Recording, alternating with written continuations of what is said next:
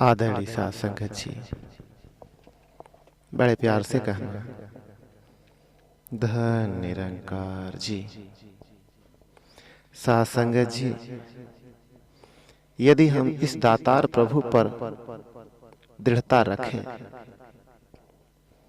तो हमारी हर मुश्किल आसान हो जाएगी। हमारा कोई भी काम नहीं रुक सकता। लेकिन यदि हम इस दातार का विश्वास छोड़कर नासवान चीजों का सहारा लेते हैं तो हम डामाडोल होने लगते हैं। संसार की कोई भी वस्तु स्थिर रहने वाली नहीं है। उन चीजों का सहारा लेने से उनके तब्दील होते ही हम भी डगमगाने लगते हैं, हम भयभीत हो जाते हैं। ऐसी हालत में हम सोचने लग पड़ते हैं कि दूसरे की ताकत हमें खत्म कर देगी, हमें परेशान कर देगी। हमारा ऐसा सोचना सच्चे रास्ते से भटकने के सिवाय और कुछ नहीं। सभी संत महात्माओं और धर्म ग्रंथों के बयान हैं कि सब कुछ करनहार केवल परम पिता परमात्मा है। बिना प्रभु के हुक्म के इंसान कुछ नहीं कर सकता। यदि इंसान ही करने वाला होता तो वह दूसरों को शायद जीने भी न देता। मूल ताकत का स्वामी निरंकार प्रभु स्वयं है। इसलिए हमें इस पर पूर्ण विश्वास रखना है। जब तक हमारा विश्वास बना रहता है, प्रभु का आसरा रहता है, तब तक हम भी भली प्रकार बने रहते हैं। जैसे ही हमारे अंदर मैं या अहम की भावना आ जाती है, वैसे ही हम अपनी सही मंजिल से तो भटकते ही हैं, दूसरी ओर संसार के कुचक्रों की लपेट में भी आ जाते हैं। साध संगत जी, पिछला इतिहास इस बात का साक्षी है कि मीराबाई एक राजघराने में पैदा हुई।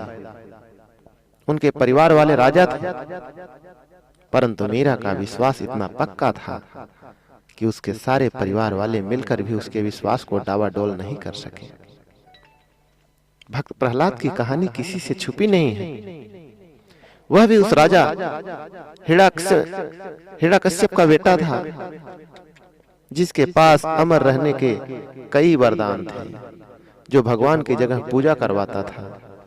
वह अपने जमाने का चोटी का जालिम और अहंकारी राजा था। वह बहुत ताकतों का मालिक होते हुए भी भक्त प्रहलाद के विश्वास को नहीं डिगा सका।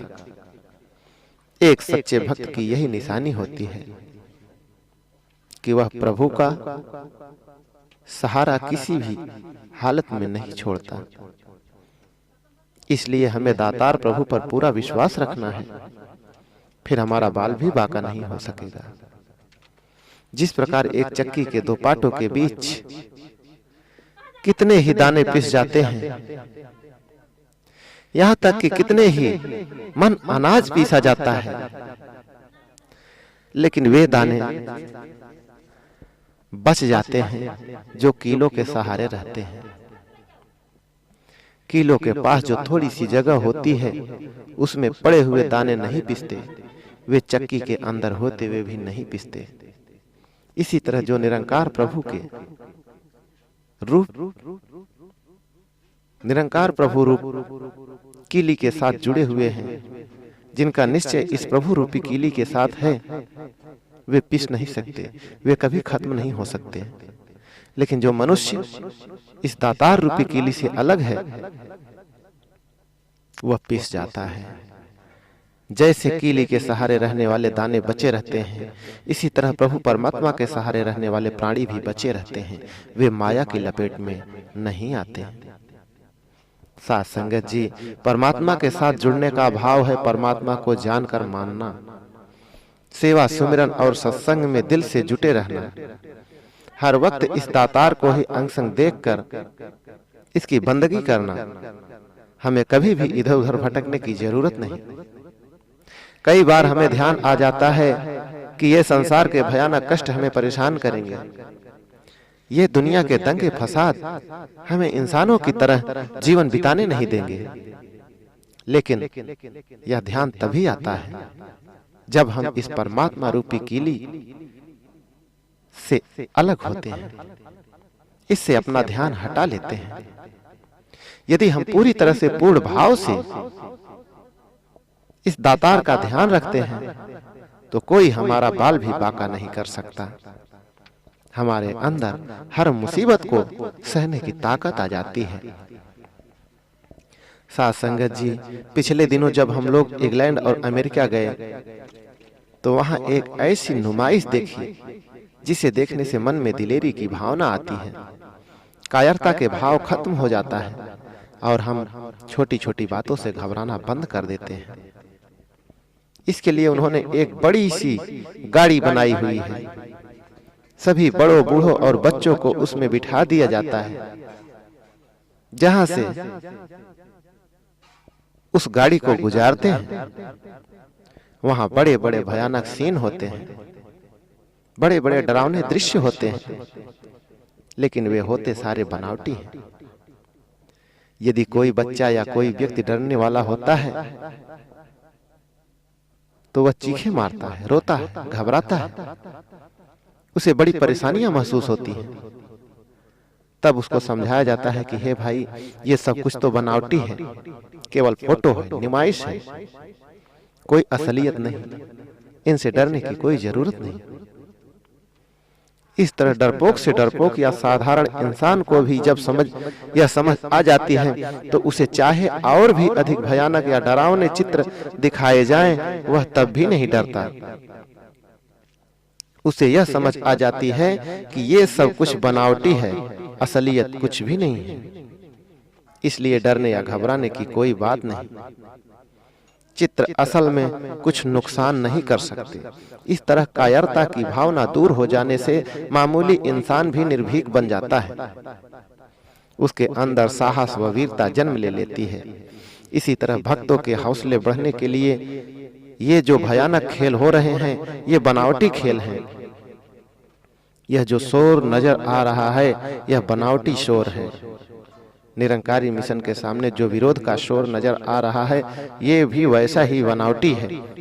ये जो ऐसा कहते नजर आ रहे हैं कि हम ये कर देंगे, हम वो कर देंगे, ये सब पहले बताई हुई नुमाइश की तरह है। सच्चाई यह है कि करण करावनहार केवल परमपिता परमात्मा है। इस प्रभु निरंकार की रजा के बगैर कुछ भी नहीं हो सकता। भक्तों को इस बात की समझ होती है और दिल में पूर्ण विश्वास होता है कि सब कुछ करने वाला दातार प्रभु है, किसी इंसान के हाथ में कुछ नहीं है। आप विश्वास करें, आपका कोई भी कुछ नहीं बिगाड़ सकता। ये सब आपके हृदयों को दृढ़ करने के लिए, निर्भय करने के लिए प्रभु की ओर से लीला रचाई जा रही है।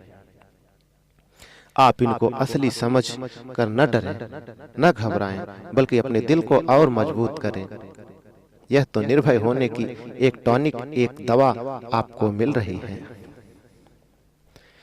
साथ संगत जी, आप मन वचन कर्म से ऐसी भावना बना लें कि हमने कभी भी किसी का बुरा नहीं करना, किसी पर कीचड़ नहीं उछालना, किसी की निंदा नहीं करनी, किसी को नीचे दिखाने वाला काम नहीं करना।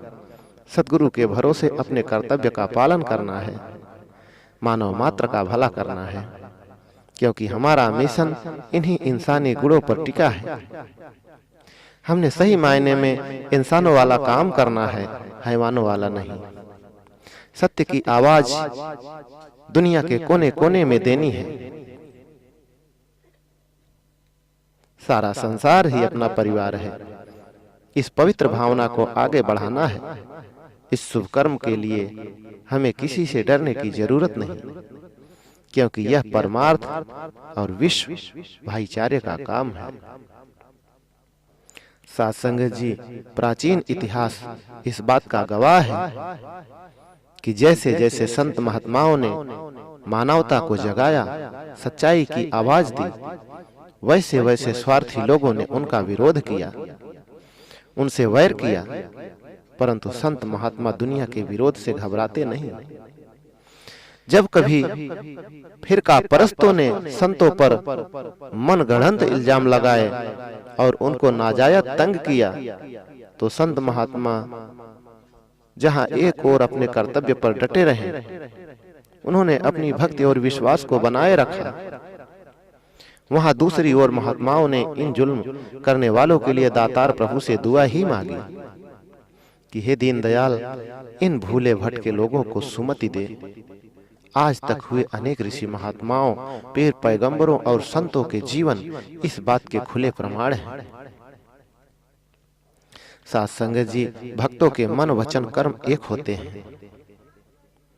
वे छोटी छोटी बातों से तो क्या, बड़ी से बड़ी बातों से भी अहम में नहीं आते।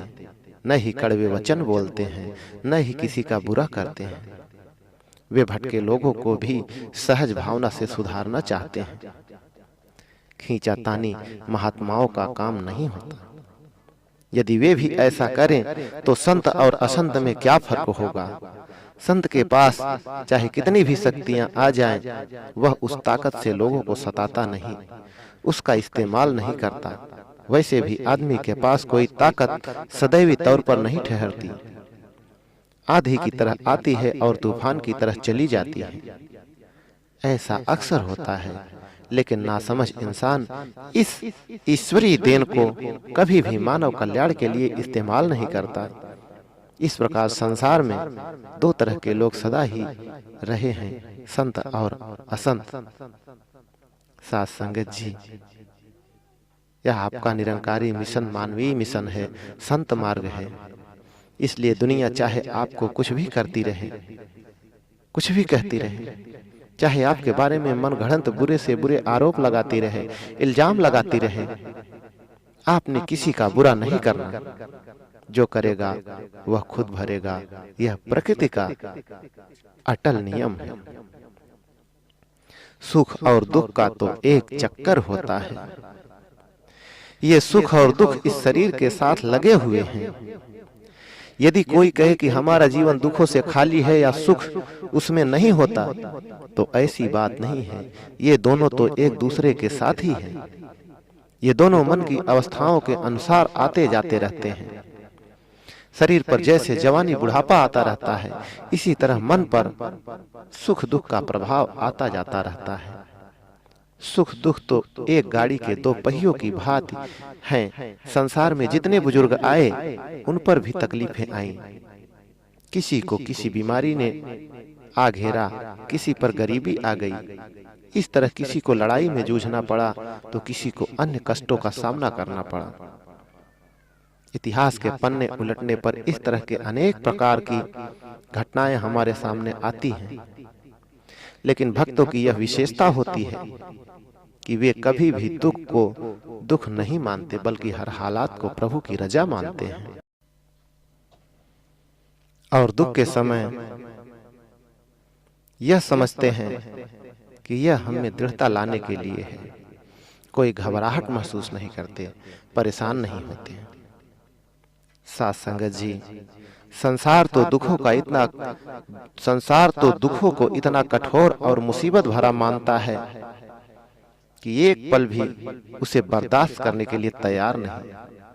थोड़े से दुख में ही रोना पीटना शुरू कर देता है और परेशान रहता है। और जरा सा सुख आ जाए तो खुशी से फूला नहीं समाता। भक्त कभी ऐसा नहीं करता। वह दुख को भी अपनी मंजिल में सहायक मानता है और हर समय आनंद में रहता है। यह नहीं होता कि चारों पदार्थ पाकर वह भगवान को भूल जाए, बल्कि वह उस वक्त भी कहता है कि हे दातार, ये सब पदार्थ तेरी कृपा से मिले हैं, तू बख्शीश कर। इन पदार्थों को तेरी देन समझकर इनका ठीक इस्तेमाल कर सकूं, मानव मात्र की सेवा में लगाऊं। हर हालत में वह यही कहता है कि हे प्रभु, तू जिस रंग में रखे मैं ठीक हूं। इस तरह के विचारों से उस भक्त में ईश्वर इच्छा मानने की ताकत आ जाती है। यही अवस्था हम सब की होनी चाहिए। सुख दुख को समान समझकर दातार प्रभु की रजा में रहे। यही बात गुरसिक के जीवन की श्रेष्ठ कसौटी है। बड़े प्यार से कहना, धन निरंकार जी।